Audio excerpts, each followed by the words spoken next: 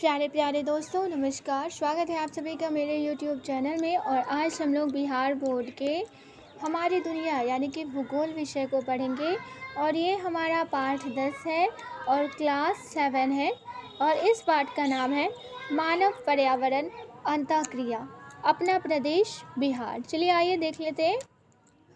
हमारे इस चैप्टर को फिर से देख लीजिए। मानव पर्यावरण अंतःक्रिया, अपना प्रदेश बिहार। 22 मार्च को पटना के गांधी मैदान में काफ़ी चहल पहल थी। बिहार दिवस के मौके पर राज्य के सभी जिलों में स्कूली छात्र छात्राएं इकट्ठा हुए थे। बिहार को जानिए इस विषय पर बच्चों के बीच भाषण प्रतियोगिता आयोजित थी। मंच पर सुंदर सा बैनर टंगा था, बिहार राज्य की कहानी, स्कूली बच्चों की जुबानी। मंच के सामने अनेक कुर्सियां कतारबद्ध थी, जिन पर अनेक गणमान्य व्यक्ति बैठे हुए थे। रंग बिरंगी झंडियां आसमान में लहरा रही थी। तभी उद्घोषक की आवाज़ गूंजी, बिहार दिवस के मौके पर आप सभी का स्वागत है। आज हम अपने राज्य के स्कूली बच्चों के माध्यम से अपने प्रांत की भौगोलिक, सामाजिक, आर्थिक स्थिति को जानेंगे। हम आशा करते हैं यहाँ के बच्चे जनजीवन, खान पान, रोजी रोजगार एवं पर्यावरण से अपने जीवन का सामंजस्य बैठाने के विषय में जानकारी प्रस्तुत करेंगे। हमारे पास ऐसे बच्चों की सूची है। मैं इन बच्चों को बारी बारी से मंच पर बुलाऊंगा और आग्रह करूंगा कि दिए गए विषय पर ये अपनी बात रखें। इससे पहले कि मैं नाम पुकारूं, आप सभी दर्शक जोरदार तालियों से प्रतियोगियों का स्वागत कीजिए। बिहार के पूरब से पश्चिम बंगाल में उत्तर प्रदेश, उत्तर में नेपाल तथा दक्षिण में झारखंड है।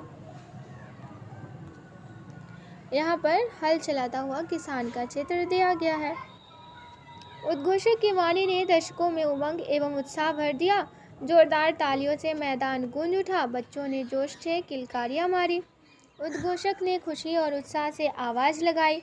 मैं सबसे पहले 7वीं कक्षा की नीलम कुमारी को मंच पर बुलाता हूँ और चाहूँगा कि वे बिहार की भौगोलिक स्थिति के बारे में संक्षेप में बताएं।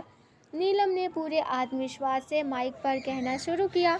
बिहार राज्य मध्य गंगा के मैदान में स्थित है, जिसके उत्तर में नेपाल हिमालय और दक्षिण में प्रायद्वीपीय पठार है। इस प्रदेश के मैदान में गंगा पश्चिम से पूरब की ओर बहती है।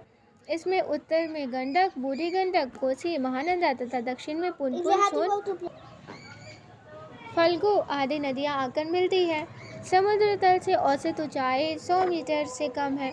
जाड़े के दिनों में अधिकतम तापमान 29 डिग्री सेल्सियस और न्यूनतम लगभग 8 डिग्री सेल्सियस होता है। गर्मी में लू चलती है तो तापमान 40 डिग्री सेल्सियस से ऊपर चला जाता है।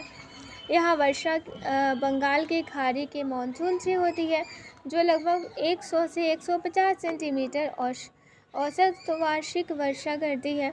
अप्रैल मई के महीने में वर्षा हल्की फुहारें पड़ती है, जिसके कारण आम के फल तेज़ी से बढ़ने लगते हैं। इसीलिए इसे मैंगो शावर भी कहा जाता है। कभी कभी आंधियाँ चलती है, जिससे आम के टिकोले पेड़ से गिर जाते हैं।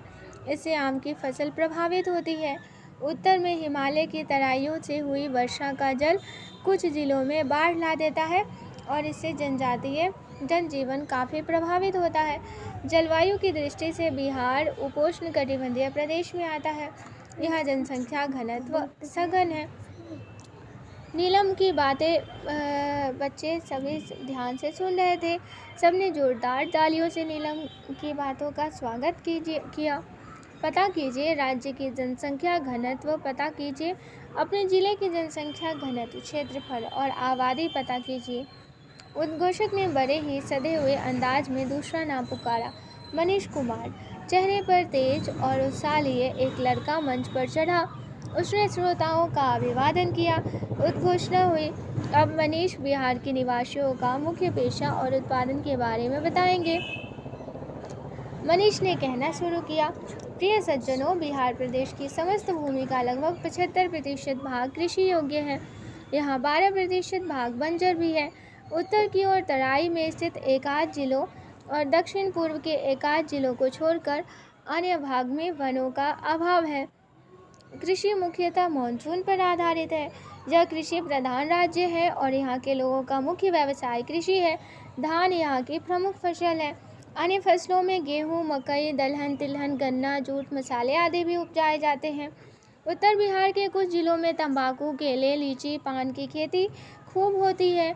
आम की पैदावार भी प्रचुर मात्रा में राज्य के सभी क्षेत्रों में होती है। भागलपुर से सिल्क, पूर्णिया में जूट, गया में सूती वस्त्र एवं पूर्वी चंपारण में बटन बनाने के कुटीर उद्योग प्रमुखता से है। हाँ, मुंगेर में सिगरेट का कारखाना, बरौनी में तेल शोधक कारखाना एवं खाद कारखाना में भी लोग काम करते हैं। मुजफ्फरपुर एवं मोकामा में रेलवे ट्रेन प्लांट है, जो जमालपुर में रेलवे की कार्यशाला स्थापित है। रेलवे एवं बारूद में कुछ नए कारखानों का निर्माण प्रगति पर है। खनिज संपदा के मामले में बिहार एक निर्धन राज्य है। दक्षिण बिहार के कुछ जिलों में ही 3 अभ्रक की खानें हैं। कैमूर की पहाड़ियों में चूना पत्थर, बालू पत्थर और पाइराइट्स भी मिलते हैं। यह कहकर मनीष ने अपनी बात समाप्त की। जोरदार तालियों से गूंज पड़े। क्या आप जानते हैं 22 मार्च 1912 में बिहार राज्य की स्थापना हुई थी। इसी दिन को बिहार दिवस के रूप में प्रतिवर्ष मनाया जाता है। इस बार उद्घोषक ने आवाज़ लगाई। अब मोहम्मद रिजवान आपको बिहार की जीवन शैली के बारे में बताएंगे। मोहम्मद रिजवान स्कूल ड्रेस में था। मंच पर आते ही उसने माइक संभाली और कहना शुरू किया, हमारे प्रांत का मुख्य पेशा कृषि है। हल बैलों की मदद कृषि कार्य में ली जाती है। कुछ क्षेत्रों में सिंचाई के लिए नहरें, ट्यूबवेल उपलब्ध है।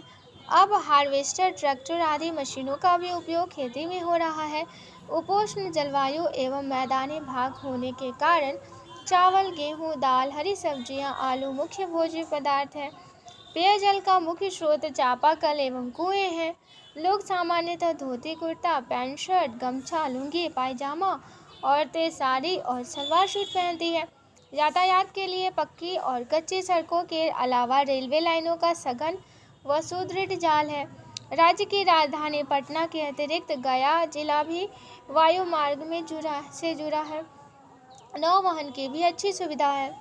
उत्तर बिहार में नावें आज भी यातायात के मुख्य साधन हैं। किसानों की कृषि उपज स्थानीय बाजारों में बिक जाते हैं। गाँवों में कच्चे और पक्के दोनों तरह के मकान मिलते हैं। गाँव के टोलों में फूस के छप्पर वाली झोपड़ियाँ भी देखने को मिलती है। गाय और भैंस दूध का मुख्य स्रोत है। बरसात में झटपट तैयार होने वाला लिट्टी चोखा, गर्मी के दिनों में सत्तू एवं चूड़ा दही प्रिय भोजन है। लोग सत्तू और लिट्टी का नाम सुनकर खुसुर फुसुर करने लगे। शायद सभी के मुंह में पानी आ गया। उद्घोषक ने कहा, बिहार का जीवन शैली खान पान से आगे कला और संस्कृति तक जाती है। मैं एक छोटी बच्ची सिमरन को बुला रहा हूँ, जो अपनी मीठी वाणी से आपको बिहार की प्रमुख विशेषताओं से परिचित कराएगी। एक छोटी सी बच्ची मंच पर आई। उसकी बोली बहुत ही मीठी व सुरीली थी।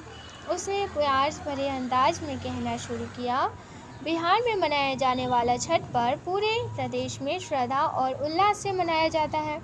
यह पर्व यहाँ के लोगों में नई चेतना, स्फूर्ति, उत्साह, सहयोग और स्वच्छता को जन्म देता है। हमारे यहाँ सिखों के गुरु गोविंद सिंह जी का जन्म भी हुआ था। इनका जन्म उत्सव हम प्रतिवर्ष उत्साहपूर्वक मनाते हैं। इसके साथ ही हम ईद, बड़ा दिन, होली, दीपावली इत्यादि पर्व भी खुशियों के साथ मनाते हैं। बिहार की मधुबनी पेंटिंग अब तो पूरे विश्व में लोगों को पसंद आ रही है। मिथिला से उभरी पेंटिंग की यह कला, जिसमें प्राकृतिक रंगों और प्रतीकों का इस्तेमाल किया जाता है, क्षेत्र विशेष के लोगों को रोजगार भी उपलब्ध करा रहा है।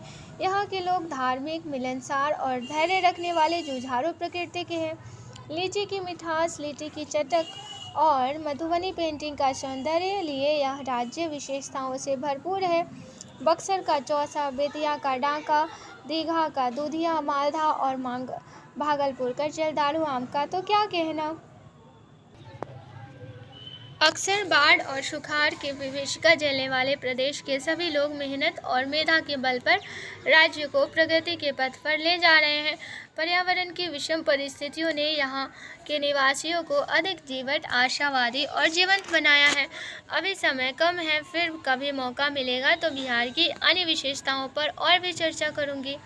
सिमरन के इतना कहते ही तालियों की गड़गड़ाहट गूंज उठी।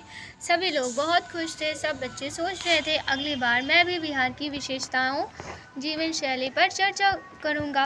अंत में आयोजन समिति के अध्यक्ष महोदय ने कहा, आप भी बिहार की जीवन शैली व लोक परंपराओं के बारे में अधिक से अधिक जानकारी इकट्ठा कीजिए।